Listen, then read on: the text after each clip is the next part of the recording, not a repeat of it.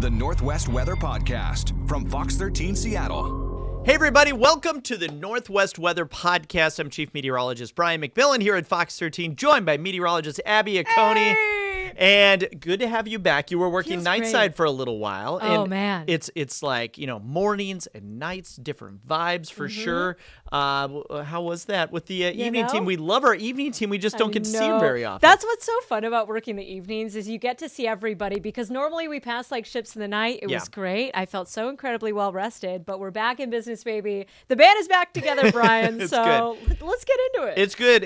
Yes, let's get into our local headlines. And okay, let's go back to January here. We had a very wet first part of the month.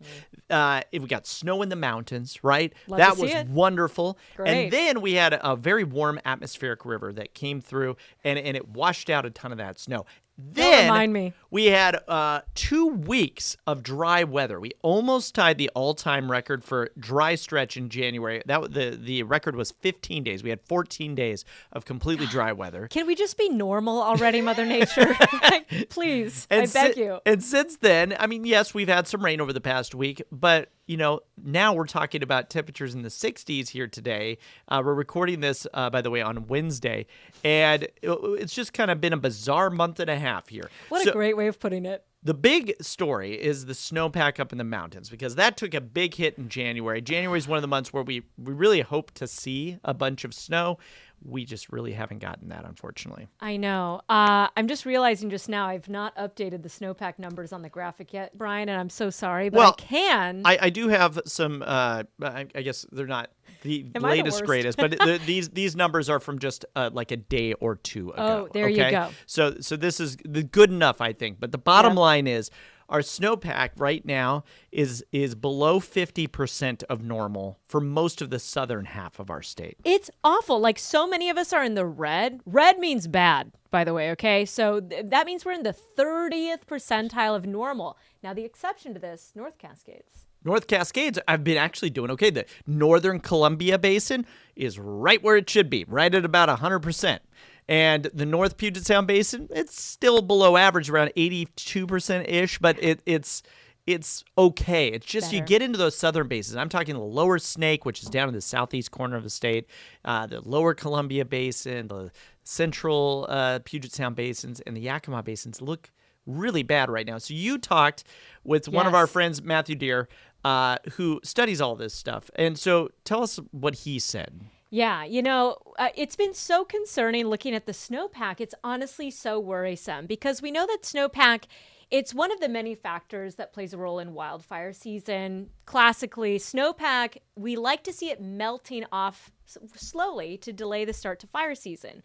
And when you don't have snowpack, sometimes that can lead to an early onset situation. Yeah. So he basically just affirmed, yes, this is totally concerning. And yes, it does kind of mimic what we saw in 2015, which was low snowpack, bad wildfire season.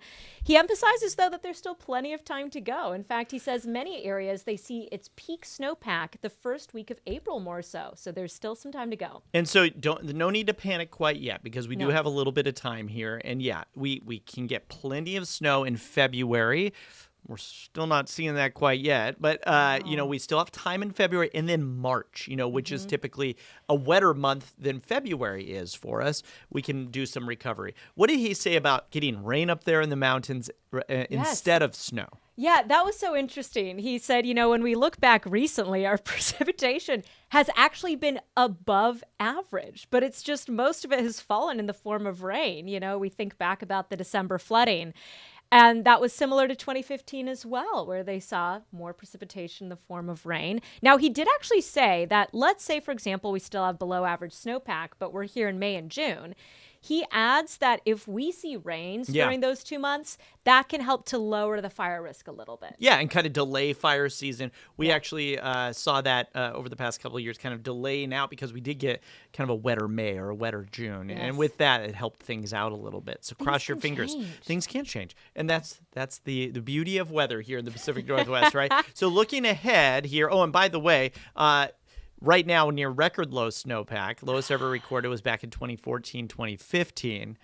Here are the numbers on that. That was known as the snow drought. Do you remember that year? That was just a terrible year. Awful. No major snow ahead here for us. But looking ahead, as we watch the snow levels drop coming up over the next 7 days, right now the freezing levels are super high. I mean, this is a roller coaster, Brian. Like 9,000 foot snow levels right now or higher. So like you're looking at that. And then as we get into next week, we're going to be seeing those snow levels potentially drop below Snoqualmie Pass, which we need. So Wouldn't that be so fantastic? Yeah, so kind of like think ahead, Sunday night, Monday, there could be some pass problems. But as a skier, man, it's been rough. I can tell you, boots on the ground. It's been tough for the ski resorts. They're doing their best. Me and my family were up in Leavenworth last weekend. Had a great time up there. But Leavenworth this time of year, usually you can count on. We're up there around late January for my wife's birthday.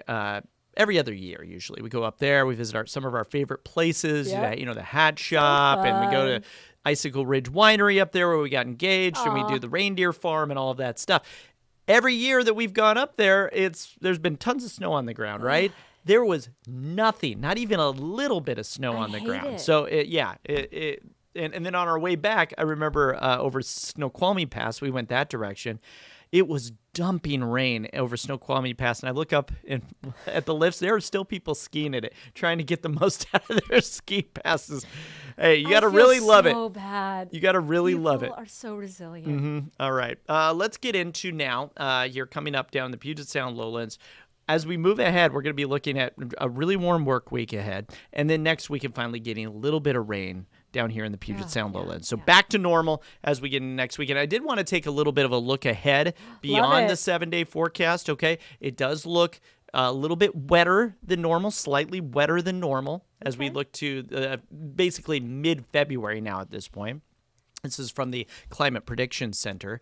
And then we're looking about average in regards to our temperatures, okay? It's going to be pretty warm as that ridge moves its way east over the central part of our country, so it'll be warmer than average. For the central part, that includes the Midwest and the Great Plains.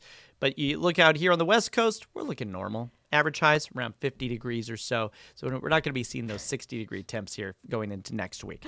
All right. Quick reality check because, my gosh, 60 is the high like on tax day or something, mid-April. Right. It's so above average. Anyway. Enjoy it. Get some stuff done. Enjoy it. Get some stuff done outside. Clean up the yard or whatever you got to do. Yeah. All right. Yeah, that's Abby, right. that's your weather here. You got anything else weather-wise you want to talk about before we move on? You put it perfectly, and that was perfect in every way. No that's notes. Not true. Well but done, thank Brian. you. Also, you know what I should mention is we should talk about, real quick, before we get into our City of the Week, I want to talk about our forecast for Santa Clara for a little game this weekend that the Seahawks are in.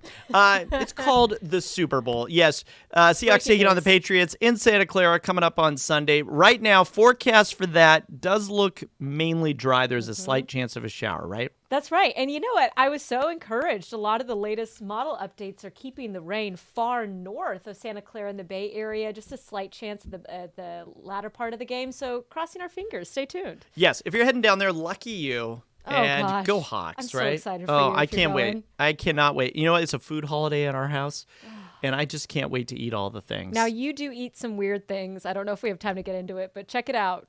Check it out. We have it on Studio 13 Live. Oh, don't yes. you have, you dunk peanut butter into No, I did a little noodles? segment on our show, Studio 13 Live. I didn't call you realize out, this was weird. Brian. You know those things in your life you don't realize are weird until, people tell you that they're weird? Okay, So I right. did... I would, I was a child, when I got a peanut butter jelly sandwich in chicken noodle soup, I would dip the peanut butter jelly sandwich into the chicken noodle soup and then eat it. It's so good. Sorry, my gag And we reflex. tried it on Studio 13 Live, and I think people liked it. Don't knock it till you try it. Yeah, well, And I will you're not, knocking but- it. You're gagging over there. Okay. That's fun stuff. I support you. All right. It is time for one of our favorite segments, City of the Week. So Abby is going to guess today. She's going to guess the city, which is in Western Washington, okay? And you play along here at home as well and see if you can guess it before Abby, okay? This is known as the Maritime City. It was named in 1841 when a captain sought refuge from a storm in a small boat. And I'm gonna keep going before you guess, because you might know it already. This city was actually incorporated in 1946. And it is famous for its historic fishing net sheds, its scenic waterfront, and proximity to the Tacoma Narrows Bridge. Oh, well, I was going too far north. I What was were you talking thinking? Anacortes, Coupeville. No, I'm sorry, Friday not Harbor. Anacortes. Okay. Are we talking a little Gig Harbor? Gig action? Harbor is Yes! correct. Yes. All right. Yes, that small That's boat fun. that the captain sought refuge in is called a gig. Okay. Oh, and there that's you how go. that's how it got its name. That's a juicy Gig nugget. Harbor. Of course, you know about Galloping Gertie. We've talked about that. That cut off basically the main road between Tacoma and Gig Harbor there for a time, shortly after its opening in 1940, but then it was rebuilt and still stands today. It is a fantastic little town. We did a Studio 13 Live, it was either a zip trip or a full show of Studio 13 Live out there. The people are amazing. The town is absolutely beautiful. It's so scenic. It is scenic. It is peaceful, and they got some really cool shops and restaurants out there. So you should definitely check that out. That's a great There you go. shout out, Brian. Yes. Well done. Gig Harbor, ladies and gentlemen, go visit. Take a visit. That's it for our episode here of the Northwest Weather Podcast. Remember, you can check us out. You can download us on all of your podcast apps. Wherever you get your podcast. You can't escape us. We're everywhere. And if you're listening to us on that, don't forget to download the Fox Local app because you can actually see our beautiful faces here. And they're so beautiful at that, aren't they? And go Hawks. Beat those Patriots, all right? Let's go. Woo! Let's go. And let's hope for some nice weather here over the next few days. It looks like we're going to see that. Get outside and enjoy it while we can because winter is not over yet. Have a great day, everybody. See ya. Northwest Weather is available wherever you get your podcast.